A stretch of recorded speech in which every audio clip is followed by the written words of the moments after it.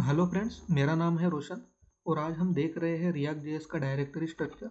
Basically हमारे last video में friends हमने क्या किया था, हमने एक नया रिएक्ट जेएस का प्रोजेक्ट क्रिएट किया था डेमो डायरेक्टरी के अंदर। ओके, तो देखिए उसी प्रोजेक्ट का आज हम डायरेक्टरी स्ट्रक्चर, फोल्डर स्ट्रक्चर समझने वाले हैं। ओके, तो देखिए फ्रेंड्स, हमारे रिएक्ट जेएस के किसी भी प्रोजेक्ट में क्या होता है, मेजर 3 डायरेक्टरीज होती है। एक होती है नोड मॉड्यूल्स की डायरेक्टरी। तो नोड मॉड्यूल्स की डायरेक्टरी में क्या होता है फ्रेंड्स, यहाँ पे रिएक्ट जेएस की एप्लीकेशन को जो भी पैकेजेस चाहिए रन होने के लिए, वर्क होने के लिए, तो स्टैंडर्ड रिएक्ट की जो कोर पैकेजेस होते हैं उन सारे पैकेजेस को नोड मॉड्यूल्स के फोल्डर में स्टोर किया होता है। और साथ ही साथ एज ए डेवलपर अगर हम किसी third party open source package को इंस्टॉल करते हैं हमारे प्रोजेक्ट में, तो वो भी सारे पैकेजेस नोड मॉड्यूल्स के फोल्डर में ही स्टोर होते हैं। तो देख लीजिए, थोड़ा सा आपको ओपन करके बता देता हूँ। ये सारे पैकेजेस है फ्रेंड्स, रिएक्ट की प्रोजेक्ट को रन करने के लिए जो पैकेजेस चाहिए होते हैं ये सारे पैकेजेस है। कुछ लाइब्रेरीज होती है इसमें, ठीक है। तो ये बेसिकली ये क्या है, हमारा जो नॉर्मल रिएक्ट जेएस का एप्लीकेशन है इसे वर्क करने के लिए जो भी पैकेजेस चाहिए होता है, देखिए कोई भी लाइब्रेरी अगर है तो वो मॉड्यूल्स से, पैकेजेस से बनी होती है, राइट। तो रिएक्ट जेएस की जो लाइब्रेरी है जिन पैकेज से बनी हुई है तो वो सारे पैकेजेस यहाँ पे स्टोर होते हैं। मतलब ये रिएक्ट का कोर एप्लीकेशन है, रिएक्ट का कोर प्रोजेक्ट है, उससे रिलेटेड ये रिएक्ट से रिलेटेड फाइल्स है, ऐसा आप अभी समझ लीजिए। ओके, और जैसे ही हम प्रोजेक्ट पे काम करते करते अगर हम भी कोई ओपन सोर्स एक्सटर्नल लाइब्रेरी को, पैकेज को अगर इंस्टॉल करते हैं रिएक्ट के प्रोजेक्ट में किसी रेडीमेड फंक्शनैलिटी को यूज़ करने के लिए, तो वो भी सारे पैकेजेस, लाइब्रेरीज जो होती है फ्रेंड्स, वो भी सारी यहाँ पे नोड मॉड्यूल्स के फोल्डर में अपने आप स्टोर हो जाती है। अब इम्पोर्टेंट चीज़ ये है फ्रेंड्स कि जैसे ही हम रिएक्ट जेएस पे वर्क करते हैं एज ए डेवलपर, तो हमें नोड मॉड्यूल्स के फोल्डर में कुछ भी काम हमें करना नहीं होता है। एज ए डेवलपर हम कुछ भी वहाँ पे करने वाले नहीं है, ठीक है। तो नोड मॉड्यूल्स के फोल्डर में हम कुछ नहीं करते। फिर आता है second folder, public. Public directory में भी फ्रेंड्स हम 95% डेवलपमेंट करते समय, हम 95% केस में हम पब्लिक डायरेक्टरी में भी कुछ भी हमें करना नहीं होता है। पब्लिक डायरेक्टरी में क्या होता है, पब्लिक डायरेक्टरी में हम वेबसाइट को लगने वाले कुछ लोगों की इमेजेस वगैरह जो होती है उन इमेजेस वगैरह को स्टोर कर देता है। आप देख सकते हो पीएनजी की नॉर्मली लोगो 190, लोगो 512 लोगों की नॉर्मल इमेजेस है ये, ठीक है। एप्लीकेशन को लगने के लिए जो लोगो चाहिए वो है। हमारे लिए सबसे इम्पोर्टेंट इस फोल्डर में क्या होता है फ्रेंड्स, तो हमारे लिए समझने के लिए सबसे इम्पोर्टेंट इस फोल्डर में एक चीज़ होती है, वो होती है index.html की फाइल, ठीक है। तो फ्रेंड्स, जैसा हमने सिंगल पेज एप्लीकेशन का कॉन्सेप्ट देखा था हमारे पीछे एक वीडियो में, तो वहाँ पे हमने ये डिस्कस किया था कि सिंगल पेज एप्लीकेशन में एक ही HTML की फाइल होती है पूरे प्रोजेक्ट के लिए, ठीक है। और एक ही HTML के फाइल पे एक ही डॉम रूट एलिमेंट होता है जहाँ पे हम पूरा कंटेंट बार बार रीराइट करते हैं जावास्क्रिप्ट का यूज़ करके। तो फ्रेंड्स, रिएक्ट जेएस में वही वाली जो एक ही HTML की फाइल होती है वो होती है हमारे पब्लिक डायरेक्टरी में, और ये वो फाइल है फ्रेंड्स। ओके, बाद में मैं इसे VS कोड में आपको अच्छे से ओपन करके दिखा दूंगा।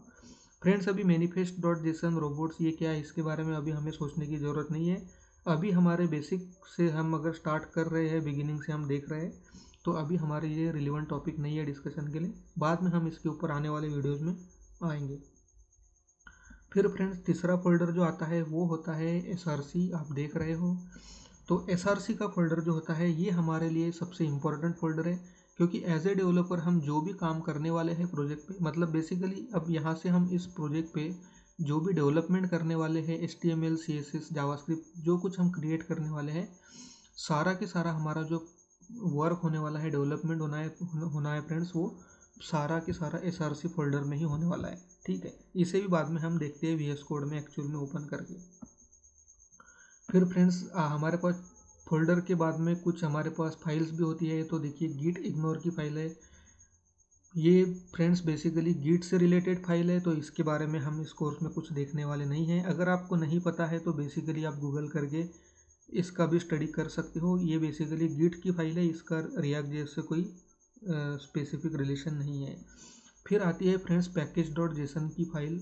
अब पैकेज.json की फाइल क्या होती है फ्रेंड्स, तो ये बेसिकली क्या करती है, ये फाइल हमारे नोड मॉड्यूल्स में जो भी पैकेजेस होते हैं, जो भी मॉड्यूल्स होते हैं स्टोर किए हुए, उन सारे पैकेजेस का रेफरेंस ये फाइल होती है बेसिकली। तो इसका बेनिफिट एक ये होता है कि अगर हमारा नोड मॉड्यूल्स का फोल्डर अगर हम डिलीट कर देते हैं या गलती से डिलीट हो जाता है तो with the help of this package dot JSON file हम फिर से नोड मॉड्यूल्स के फोल्डर को जैसा था वैसा फिर से हम न्यूली क्रिएट कर सकते हैं। ओके, तो अगर आपने अगर ये जैसे ही हमने पिछले वीडियो में देखा था उस तरह से अगर आपने भी आपके लोकल सिस्टम के ऊपर सक्सेसफुली अगर किसी प्रोजेक्ट को क्रिएट कर लिया है तो एज ए होमवर्क मैं आपको एक चीज़ बताना चाहता हूँ कि आप ट्राई करिए, नोड मॉड्यूल्स के कंप्लीट फोल्डर को आप डिलीट कर दीजिए। ओके, और फिर यहाँ पे इसी डायरेक्टरी में कमांड प्रॉम्प्ट ओपन करके एक कमांड चलाइए npm स्पेस देकर इंस्टॉल। Okay, npm install. तो जैसे ही आप npm इंस्टॉल की कमांड चलाओगे और कुछ टाइम के बाद में अपने आप ये डिलीट किया हुआ फोल्डर जो है फिर से जैसा कि वैसा क्रिएट हो जाएगा। तो ये एक्चुअली बेनिफिट होता है पैकेज डॉट जेसन की फाइल का। और पैकेज डॉट जेसन के फाइल में फिर और एक इन्फॉर्मेशन होती है फ्रेंड्स हमारे रिएक्ट जेएस के वर्जन को लेकर। ठीक है, हमारा जो रिएक्ट जेएस का वर्जन होता है उससे रिलेटेड इन्फॉर्मेशन भी यहाँ पे स्टोर होती है। तो ये थी पैकेज डॉट जेसन की फाइल। ओके, चलिए फ्रेंड्स अब क्या करते हैं, अब पैकेज डॉट लॉग जेसन क्या है इसके बारे में भी अगर आप क्यूरियस हो तो आप डेफिनेटली गूगल करके समझ लीजिए, क्योंकि दोनों में क्या डिफरेंस है अगर आपको समझना है तो आप देख लीजिए। लेकिन हमारे लिए तो हमारे डिस्कशन के लिए तो पैकेज डॉट जेसन ही सफिशिएंट है जो कि हमें अभी चाहिए डिस्कस करने के लिए। ओके, तो रीड मी कुछ नहीं है फ्रेंड्स, यहाँ पे नॉर्मल जावा ये रिएक्ट जेएस का जो प्रोजेक्ट हमने क्रिएट किया है इससे रिलेटेड कुछ यहाँ पे इन्फॉर्मेशन दी होंगी। अगर आप देखना चाहो तो आप बेसिकली अगर आप देखना चाहो तो आप डेफिनेटली देख सकते हो। ठीक है, अब मैं क्या करता हूँ फ्रेंड्स, मैं आपको लेकर चलता हूँ विजुअल स्टूडियो कोड पे, जहाँ पे इस प्रोजेक्ट को मैंने ओपन किया हुआ है। देख सकते हो आप VS कोड, ये मेरा VS कोड एडिटर है, यही टूल मैं यूज़ करने वाला हूँ थ्रू आउट दिस कोर्स कोई भी डेवलपमेंट करने के लिए। ओके, तो आप देख सकते हो कि वही वाला डेमो का प्रोजेक्ट मैंने यहाँ पे ओपन किया है। और सबसे पहले मैंने यहाँ पे क्या ओपन किया है फ्रेंड्स, पब्लिक फोल्डर में जो हमारी सिंगल HTML की फाइल होती है उसे हमने यहाँ पे ओपन किया है। क्योंकि अब मैं आपको बताने वाला हूँ कि जैसे ही हम इस वाले रिएक्ट के प्रोजेक्ट को ओपन करेंगे, स्टार्ट करेंगे, तो बेसिकली हमारा फाइल का एग्जीक्यूशन फ्लो किस तरह से होने वाला है, मतलब कौन सी फाइल कैसी कॉल होने वाली है और किस तरह से हमें हमारा बाय डिफ़ॉल्ट यूज़र इंटरफेस जो है वो हमें दिखने वाला है। ओके, तो फ्रेंड्स क्या होता है, जैसे ही हम रिएक्ट जेएस के प्रोजेक्ट को स्टार्ट करते हैं तो सबसे पहले कॉल होती है index.html की फाइल। ओके, और index.html की फाइल के साथ ही और एक फाइल कॉल हो जाती है, वो होती है फ्रेंड्स src डायरेक्टरी में, और वो उस फाइल का नाम है index.js। तो आप नॉर्मली समझ रहे हो कि index.html और index.js। ठीक है, तो बेसिकली ये दोनों फाइल इनिशियली कॉल हो जाती है। अब index.js की फाइल जैसे ही मतलब प्रोसेस करना स्टार्ट करती है तो क्या होता है, index.js की फाइल बेसिकली क्या करती है फ्रेंड्स कि index.html की फाइल जो कि एक ही सिंगल फाइल होती है हमारे प्रोजेक्ट के लिए, उस एक ही फाइल में हमारे पास एक ही डॉम रूट एलिमेंट होता है, जैसे हमने डिस्कस किया था सिंगल पेज एप्लीकेशन में। ओके, तो उस डॉम रूट एलिमेंट को जावास्क्रिप्ट की फाइल बस document.getElementById करके कैच करती है, उसका रेफरेंस कैच करती है। ठीक है, और उस वाले डॉम रूट एलिमेंट के ऊपर क्या किया जाता है, हमारा इनिशियल कंपोनेंट मतलब कि हमारा इनिशियल यूज़र इंटरफेस जो हमें जैसे ही प्रोजेक्ट स्टार्ट हम करेंगे तो by default as a home page हमें क्या दिखाना है यूज़र को, उस वाले कंपोनेंट को बेसिकली इस फाइल से रेंडर किया जाता है। ठीक है, तो अभी सबसे पहले मैं आपको ये बता देता हूँ कि document.getElementById रूट क्या है। तो देखिए, हमने जैसे सिंगल पेज एप्लीकेशन में डिस्कस किया था, एक ही HTML की फाइल होती है और एक ही HTML की फाइल में एक ही डॉम रूट एलिमेंट होता है। तो आप देख सकते हो वो वाला जो हमने डिस्कशन किया था, वो जो डॉम रूट एलिमेंट की हम बात कर रहे थे, वो डॉम रूट एलिमेंट ये होता है friends div id is equal to root. कुछ नहीं है, सिंपल एक div एलिमेंट है जिसका ID रूट है।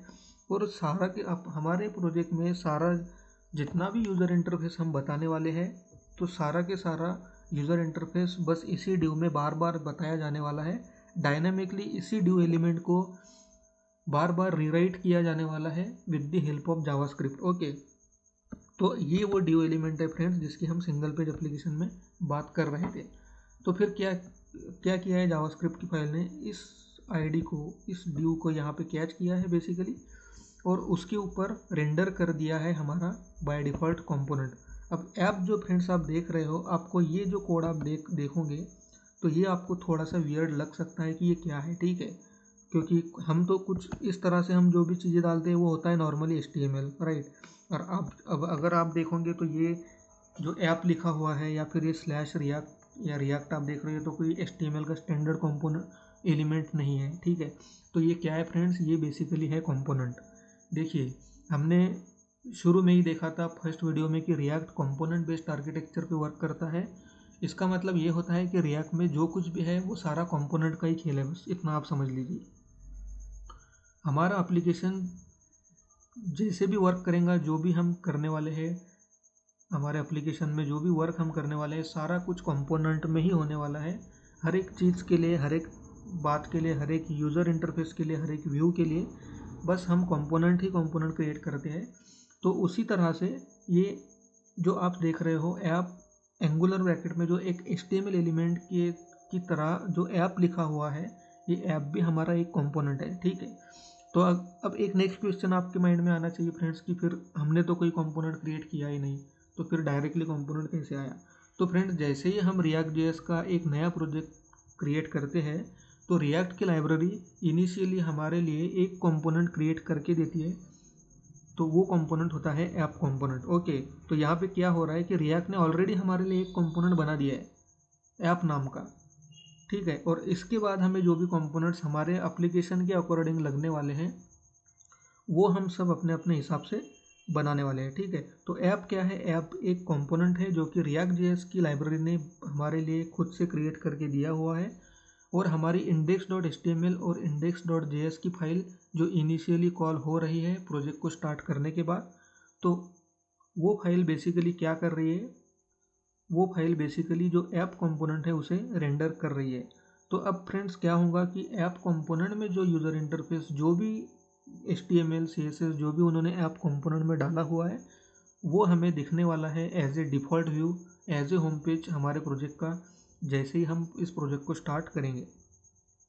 तो अभी मैं आपको वो बताता हूँ फ्रेंड्स, लेकिन उसके पहले मुझे कुछ चीज़ आपको बतानी है कि जिसके ऊपर मैं फिर से एक बार घूम के आ रहा हूँ। देखिए फ्रेंड्स, अब ये फाइल जैसे ही आप देखते हो जावास्क्रिप्ट, ओके, तो आप यहाँ पे कुछ कोड आपको वियर्ड सा लग सकता है। अब इनिशियल कोड अगर आप देखोगे तो फिर आप शायद मुझे कमेंट करके पूछ भी लोगे कि ये क्या है, ये तो हमें समझ आया ही नहीं, क्योंकि हमने ऐसा तो जावास्क्रिप्ट कभी देखा नहीं, ठीक है। तो फ्रेंड्स इसीलिए मैंने आपको फर्स्ट वीडियो में बताया था कि अगर आपको React.js सीखना है तो आपको HTML CSS और जावास्क्रिप्ट ये बहुत ही अच्छे से सीख के आना है फ्रेंड्स। तो ये इंपोर्ट जो भी स्टेटमेंट्स आप यहाँ पे देख रहे हो जावास्क्रिप्ट की फाइल में, ये सारा कुछ रिएक्ट से रिलेटेड नहीं है, ये है नॉर्मल जावास्क्रिप्ट की जो डिफरेंट वर्जन्स आ रहे हैं फ्रेंड्स, तो उनमें एक कॉन्सेप्ट आया है मॉड्यूल्स का, ठीक है। तो हम क्या कर सकते हैं, इंपोर्ट और एक्सपोर्ट नाम के स्टेटमेंट होते हैं, उनका यूज़ करके बेसिकली हम क्या करते हैं, हम एक मॉड्यूल को दूसरे मॉड्यूल में इंपोर्ट करके यूज़ करते हैं। तो बेसिकली आप समझ लीजिए कि नॉर्मल HTML CSS जावास्क्रिप्ट में हमें अगर एक HTML की फाइल में अगर हमें जावास्क्रिप्ट का यूज़ करना है, हमें CSS की फाइल का यूज़ करना है, तो हम क्या करते हैं, हम बेसिकली उस CSS की फाइल को HTML में हम क्या करते हैं, इंक्लूड करते हैं, जावास्क्रिप्ट की फाइल को भी हम HTML में इंक्लूड करते हैं। तो ये कुछ उस तरह से कॉन्सेप्ट है। तो ये जावास्क्रिप्ट का टॉपिक है, ये कोई React.js का टॉपिक नहीं है फ्रेंड्स। तो मैं फिर से आपको यही बताऊंगा कि अगर ये आपको नहीं समझ में आया तो इसके लिए आप जावास्क्रिप्ट को अच्छे से समझ लीजिए, ठीक है। अब ये मैंने इसके लिए एक्सप्लेन कर दिया है फ्रेंड्स, क्योंकि फिर बाद में कमेंट में आप मुझसे बार बार वही बात पूछोगे कि ये तो हमें समझ आया नहीं, ठीक है। तो ये जावास्क्रिप्ट का कोड है, फिर से मैं आपको यहाँ पे थोड़ा सा बता ही देता हूँ। तो इम्पोर्ट रिएक्ट फ्रॉम रिएक्ट, इसमें क्या हो रहा है फ्रेंड्स कि बेसिकली रिएक्ट, अब देखिए रिएक्ट की लाइब्रेरी पे हम काम कर रहे हैं ना, ये जो प्रोजेक्ट है ये रिएक्ट का प्रोजेक्ट है, ओके। तो रिएक्ट की जो बेसिक जो React.js की जो लाइब्रेरी है, ये इसका जो बैकबोन है, इसका जो मतलब बेसिक जो React.js की लाइब्रेरी को वर्क करने के लिए क्या है कि इसमें भी डिफरेंट पैकेजेस है, राइट। मतलब रिएक्ट में जो भी हमें फैसिलिटीज़ मिलती है उसको रन कराने के लिए, उसको वर्क कराने के लिए भी डिफरेंट पैकेजेस होते हैं फ्रेंड। तो ठीक उसी तरह से ये रिएक्ट का एक पैकेज है जो कि नॉर्मल रिएक्ट जेएस में हम जो फंक्शनैलिटी हमें मिलती है वो सारी रिएक्ट के पैकेज से आती है। तो बेसिकली नॉर्मल जावास्क्रिप्ट के फाइल में रिएक्ट को इंपोर्ट किया है। अब ये रिएक्ट जेएस का जो नॉर्मल प्रोजेक्ट सेटअप है वो है फ्रेंड्स। तो देखिए ये मैं आपको बस फ्लो समझाने के लिए बता रहा हूँ, इसका मतलब ये नहीं है कि हम आपको बार बार डेवलपमेंट में ये सब कुछ करना है, ठीक है। ये तो मैं आपको एप्लीकेशन का फ्लो समझा रहा हूँ, तो आपको अगर कोई कन्फ्यूजन हो भी सकता है तो इसीलिए मैं बेसिकली आपको ये बता दे रहा हूँ। तो ये रिएक्ट का ये रिएक्ट की बेसिकली लाइब्रेरी है जिसे यहाँ पे index.js में इंक्लूड कर लिया है। ठीक जैसे ही हम किसी बूटस्ट्रैप को यूज़ करते हैं, ठीक है, जैसे हम अगर हमें बूटस्ट्रैप की लाइब्रेरी यूज़ करनी है, बूटस्ट्रैप का फ्रेमवर्क अगर हमें यूज़ करना है हमारे नॉर्मल HTML के प्रोजेक्ट में, तो हम क्या करते हैं कि बूटस्ट्रैप की CDN की लिंक्स इंक्लूड करते हैं, राइट। तो ठीक उसी तरह से ये कि रिएक्ट जेएस का जो लाइब्रेरी है उसे बेसिकली इस जावास्क्रिप्ट के फाइल में डाल दिया है, तो ये रिएक्ट का प्रोजेक्ट बन गया। ठीक उसी तरह से रिएक्ट डॉम जो है जावास्क्रिप्ट के डॉम के जैसा ही रिएक्ट में अपना खुद का डॉम होता है, उसके बारे में हम आने वाले वीडियोज़ में देखेंगे। तो यहाँ पे रिएक्ट के डॉम को इन्होंने इंपोर्ट किया है, मतलब इंक्लूड किया है इस जेएस की फाइल में। index.css कुछ नहीं होता है फ्रेंड्स, नॉर्मल CSS की फाइल है, आपको बता देता हूँ। देखिए इसी डायरेक्टरी में ये फाइल क्रिएटेड है। नॉर्मल CSS जैसे हमारे कोई भी फाइल होती है CSS की, ठीक उसी तरह से नॉर्मल CSS की फाइल है, उसे भी इस फाइल में बेसिकली इंक्लूड किया गया है इंपोर्ट स्टेटमेंट का यूज़ करके, ठीक है। और जैसे मैंने आपको बताया कि ये क्या है ऐप, तो ये एक कंपोनेंट है जो कि रिएक्ट जेएस ने हमें ऑलरेडी क्रिएट करके दिया हुआ है, ठीक है फ्रेंड्स। तो बेसिकली उस कंपोनेंट को भी यहाँ पे इंपोर्ट कर लिया है और फिर उसी कंपोनेंट को यहाँ पे जस्ट रेंडर कर दिया है, ठीक है। तो जैसे ही ये कंपोनेंट यहाँ से रेंडर हो गया तो क्या हुआ कि इस वाले कंपोनेंट में जो भी यूज़र इंटरफेस HTML CSS जो भी इन्होंने बनाया हुआ होगा वो सारा हमें दिखेगा as a default view as a home page, right. तो चलिए देख ही लेते हैं, अब सीधा सीधा डायरेक्टली प्रोजेक्ट को स्टार्ट करके देख लेते हैं कि हमारा प्रोजेक्ट किस तरह से स्टार्ट हो रहा है, हमें क्या दिखता है। तो प्रोजेक्ट को स्टार्ट करने के लिए क्या करना होता है फ्रेंड्स, CMD आपको टाइप करना है, कमांड प्रॉम्प्ट को नॉर्मली ओपन करना है और एक कमांड चलाना है npm start। अब npm start भी थोड़ा सा टाइम ले सकता है फ्रेंड्स स्टार्ट करने के लिए, तो मैं वीडियो को कुछ टाइम के लिए पॉज कर देता हूँ और फिर मैं फिर से बैक करता हूँ। तो देखिए फ्रेंड्स आप देख सकते हो हमारा npm स्टार्ट करने के बाद हमारा रिएक्ट जेएस का प्रोजेक्ट सक्सेसफुली स्टार्ट हो गया है हमारे लोकल सर्वर पे। ओके, तो जैसे ही npm स्टार्ट की कमांड आप चलाओगे तो आपको कुछ टाइम के बाद कुछ थोड़े से समय लेगा, एक मिनिमम 3 से 4 मिनट का टाइम ले लेगा। उसके बाद आपको ये कंपाइल्ड सक्सेसफुली ग्रीन कलर में आपको ये मैसेज दिखाई देगा और वेबपैक कंपाइल्ड सक्सेसफुली अगर आपको दिखता है तो कुछ इस तरह से आपका प्रोजेक्ट स्टार्ट हो जाता है आपके लोकल सर्वर पे बेसिकली। और ये आपको यहाँ पे URL भी देता है फ्रेंड्स कि लोकल का URL, मतलब आपका प्रोजेक्ट इस वाले पोर्ट पे आप एक्सेस कर सकते हो, लोकल होस्ट 3000 पोर्ट पे आप एक्सेस कर सकते हो, ठीक है। तो इस तरह से आप अगर इस लिंक को, तो अब क्या होता है फ्रेंड्स कि जैसे ही ये सक्सेसफुली कंपाइल हो जाता है तो हमें ज़रूरी नहीं है कि हमें कॉपी करके ब्राउज़र में जाना है, अपने आप ही ये क्या करता है कि ब्राउज़र पे इस URL को अपने आप ही खुद से ही ओपन कर देता है। तो देखिए आप देख सकते हो। और अगर आपके सिस्टम पे अगर ये डायरेक्टली अगर ओपन नहीं करता है ब्राउज़र में, तो फिर आपको क्या करना है कि फिर आपको बस ये URL यहाँ से कॉपी करना है और डायरेक्टली आपको ब्राउज़र में ओपन कर लेना है, तो आपका रिएक्ट जेएस का प्रोजेक्ट ओपन हो जाएगा, स्टार्ट हो जाएगा, ठीक है। तो देखिए लोकल होस्ट 3000 पोर्ट पे हमारा जो हमने क्रिएट किया हुआ प्रोजेक्ट था वो सक्सेसफुली स्टार्ट हो चुका है, राइट। अब मैं जैसा आपको बार बार बता रहा था कि हमारा नॉर्मल बाय डिफ़ॉल्ट कंटेंट कहाँ से आने वाला है, तो इस कंपोनेंट से आने वाला है, ठीक है। ये मैं आपको बार बार बता रहा था। तो अब ये जो आपको HTML दिखाई दे रहा है, ये जो इमेज दिख रही है जो घूम रही है, ये फिर नीचे एडिट src app.js, ये लर्न रिएक्ट, ये जो सारा आपको कंटेंट दिख रहा है ये कहाँ से आ रहा है बेसिकली फ्रेंड्स, ये बैकग्राउंड कलर जो आप देख रहे हो डार्क ग्रे ब्लैक कलर में, ये सारा जो आ रहा है ये सारा कुछ आ रहा है हमारा इसी कंपोनेंट से, ओके। क्योंकि ये हमारा बाय डिफ़ॉल्ट कंपोनेंट है जो रिएक्ट की लाइब्रेरी ने हमें क्रिएट करके दिया हुआ है, ठीक है। और सारा के सारा ये जो HTML आप देख रहे हो ये HTML वहीं से आ रहा है। तो इसे मैं आपको एक बार कंफर्म करा देता हूँ। देखिए अब मैं क्या करता हूँ, मैं इस कंपोनेंट को यहाँ से हटा ही देता हूँ, ठीक है। अब क्या कर रहे हैं हम नॉर्मली, अब हम यहाँ से कुछ रेंडर करा नहीं रहे, ठीक है। अब इस केस में क्या होगा, जैसे ही हम कंट्रोल एस करते हैं तो क्या होता है कि हमारा प्रोजेक्ट फिर से कंपाइल होना स्टार्ट हो जाता है अपने आप से। ओके, तो बेसिकली यहाँ पे फिर से न्यू कंपाइलेशन स्टार्ट होगा और फिर से ये प्रोजेक्ट ब्राउज़र में रीलोड होगा फ्रेंड्स। ओके, तो अभी क्या होगा, फिर से रीलोड होने के बाद में फिर से इनिशियल index.html की फाइल कॉल होंगी, फिर से index.js की कॉल होंगी, और यहाँ पे बेसिकली इस डॉम रूट एलिमेंट के ऊपर क्या रेंडर कर रहे हैं, तो कुछ भी नहीं, कोई भी कंपोनेंट हम यहाँ पे रेंडर नहीं कर रहे, राइट। तो अभी आप देख सकते हो कि ब्राउज़र पे क्या होगा। अभी फ्रेंड्स अभी ये क्या करता है कि ये अपने आप से भी कंट्रोल एस, जैसे ही हम किसी फाइल को सेव करते हैं तो अपने आप ये क्या करता है कि प्रोजेक्ट को फिर से ब्राउज़र में रिफ्रेश कर देता है, ठीक है। लेकिन कुछ केस में ये नहीं अगर हुआ तो आपको हाथ से भी रिफ्रेश करके देख लेना चाहिए। तो जो अब ठीक उसी तरह से मैंने खुद से उसे रिफ्रेश किया है।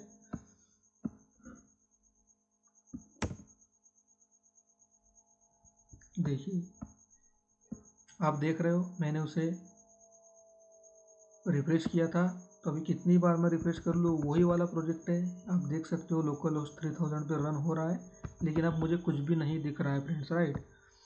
अब अगर यहाँ पे मैं कुछ अपना कोड डाल दूँ, अब ठीक यहाँ पे अगर मैं कुछ डाल दूँ, जैसे मान लीजिए कोई मैसेज डाल देता हूँ मैं, hello and welcome to React JS, ठीक है। और अब मैं अगर इसे सेव करता हूँ तो आप देखिए क्या होता है। देखिए hello and welcome to React JS आ रहा है। तो कुछ इस तरह से क्या होता है कि नॉर्मल इनिशियल व्यू जो है वो रेंडर होता है। नॉर्मली फर्स्ट टाइम हमें यूज़र को जो भी होम पेज दिखाना है, जो भी यूज़र इंटरफेस दिखाना है, जो HTML दिखाना है, वो कुछ इस तरह से हम डालते हैं। अब हम क्या करते हैं कि अब देखिए, आप देख रहे हो कि यहाँ पे मैंने क्या किया, मैंने तो यहाँ पे नॉर्मल HTML का एक एलिमेंट ही डाल दिया। तो कुछ इस तरह से भी आप कर सकते हो। लेकिन रिएक्ट क्या है फ्रेंड्स, कि रिएक्ट कंपोनेंट बेस्ड आर्किटेक्चर पे वर्क करता है। ओके, एक मिनट फ्रेंड्स, मैं जस्ट मेरे लैपटॉप को रिचार्ज कर लेता हूँ, सॉरी चार्जर को कनेक्ट कर। तो देखिए हम क्या देख रहे थे फ्रेंड्स कि रिएक्ट क्या है, react actually component based architecture पे वर्क करता है। तो रिएक्ट के एप्लीकेशन में जो कुछ हम करने वाले हैं सारा के सारा हमारा कंपोनेंट होने वाला है। मतलब जो भी HTML हमें चाहिए तो वो कंपोनेंट में से ही आएगा, और कंपोनेंट ही हम बनाते हैं। ये होता है स्टैंडर्ड अप्रोच, क्योंकि रिएक्ट की लाइब्रेरी उसी लिए होती है, ठीक है। तो अभी यहाँ से index.js की फाइल में तो सीधा हम ऐसा कुछ डालने वाले नहीं है, क्योंकि हमारे एप्लीकेशन में मल्टीपल कंपोनेंट्स होने वाले हैं। ओके, तो यहाँ पे तो हम नॉर्मली कोई HTML नहीं डाल सकते। ये तो हम सिर्फ ये देख रहे थे कि नॉर्मली एप्लीकेशन का फ्लो कैसे वर्क करता है, कैसे प्रोजेक्ट स्टार्ट होता है। तो अब इसलिए मैं क्या करता हूँ कि मैं फिर से नॉर्मल जो इन्होंने ऐप कंपोनेंट जो रेंडर किया था उस कंपोनेंट से फिर से बैक करता हूँ, फिर से यहाँ पे कंट्रोल यस करते हैं तो फिर से हमें वो दिख रहा है, ठीक है। अब हम देख लेते हैं कि एक्चुअल में ऐप डॉट कंपोनेंट की ये जो ऐप कंपोनेंट जो है इसकी फाइल में क्या कोड है। अब हम बेसिकली ये देख लेते हैं। अब ये CSS की फाइल को यहाँ पे मैं क्लोज कर देता हूँ। तो देखिए फ्रेंड्स, अब ये जो ऐप का जो कंपोनेंट आ रहा है, तो ये आ रहा है इसकी फाइल से। ये जो कंपोनेंट है इसकी खुद की अपनी एक फाइल होती है। हर एक कंपोनेंट की अपनी खुद की एक .js की फाइल होती है। तो इस कंपोनेंट की भी एक फाइल है जावास्क्रिप्ट की। उस फाइल से बेसिकली इसे यहाँ पे इंपोर्ट किया हुआ है और यहाँ पे कॉल किया है। तो अब हम क्या करते हैं कि ये जो app.js की फाइल है इसे भी हम ओपन कर लेते हैं। तो देखिए ये है हमारी एक्चुअल में app.js की फाइल। तो ये सारा HTML जो है ये यहाँ से आ रहा है। कुछ इस तरह से एक एक कंपोनेंट हम हमारे प्रोजेक्ट में क्रिएट करते हैं। ओके, तो कंपोनेंट के आने वाले वीडियो में हम बहुत अच्छे से इसे देखने वाले हैं, तो अभी आप भूल जाइए। अभी आप इतना देखिए कि कुछ इस तरह से जो बाय डिफ़ॉल्ट क्रिएटेड कंपोनेंट जो है उसे इनिशियली हमारे वेबसाइट में रेंडर किया गया है। अब देखिए, अगर मैं इस इमेज को हटाना चाहता हूँ तो मैं यहाँ से इस इमेज को हटा दूँगा, तो ये इमेज यहाँ से हट जाएंगी। लर्न रिएक्ट नीचे जो आ रहा है उसको अगर मुझे हटाना है तो यहाँ से मैं उसे कुछ इस तरह से हटा दूँगा। समझ रहे हो आप कि सारा कंटेंट जो आ रहा है वो कुछ यहाँ से आ रहा है। अगर मैं इस CSS को इंपोर्ट ना करूँ, इसे अगर हटा दूँ, तो देख लीजिए बैकग्राउंड चेंज हो चुका है। ओके, पूरा डिज़ाइन चेंज हो चुका है क्योंकि मैंने CSS की फाइल ही हटा दी है। तो फ्रेंड्स ये था, इस वीडियो में हमने बहुत अच्छे से देखा कि रिएक्ट जेएस के प्रोजेक्ट में कौन कौन सी डायरेक्टरीज होती है, कौन कौन सी डायरेक्टरीज का क्या पर्पस होता है, हम किस डायरेक्टरी में मोस्टली वर्क करने वाले हैं, और रिएक्ट जेएस का एक कोई भी नॉर्मल प्रोजेक्ट जो होता है वो किस तरह से, किस फ्लो में वो एक एक फाइल एग्जीक्यूट होती है और इनिशियली हमें क्या रेंडर होते हुए दिखाई देता है। ठीक है, ये हमने बहुत अच्छे से यहाँ पे देखा है। ओके, तो चलिए फ्रेंड्स, अब ये वीडियो बहुत अच्छा 25 मिनट्स का बहुत बड़ा वीडियो हो चुका है, और ये होना भी था क्योंकि आई थिंक मैंने एक ही बात को आपको दो तीन तीन बार भी बोला है जहाँ पे मुझे ज़रूरी लगा है। तो बहुत अच्छे से ये वीडियो मैंने आपके लिए क्रिएट किया है फ्रेंड्स। अगर आपको मेरे वीडियोस सच में अच्छे लग रहे हैं तो प्लीज़ मेरे चैनल को सब्सक्राइब कर दीजिए, वीडियोस को लाइक करिए। जो भी आपके टेक्निकल फ्रेंड्स होंगे, आईटी में जॉब करने वाले होंगे, उन सबको मेरे चैनल का, मेरे प्लेलिस्ट का लिंक आप शेयर करते रहिए। ओके, सब्सक्राइब जरूर कर लिए और लाइक ज़रूर करिए फ्रेंड्स, और मिलते हैं हमारे अगले वीडियो में जहाँ पे हम एक नया टॉपिक देखने वाले हैं। तो चलिए friends, till that moment, bye.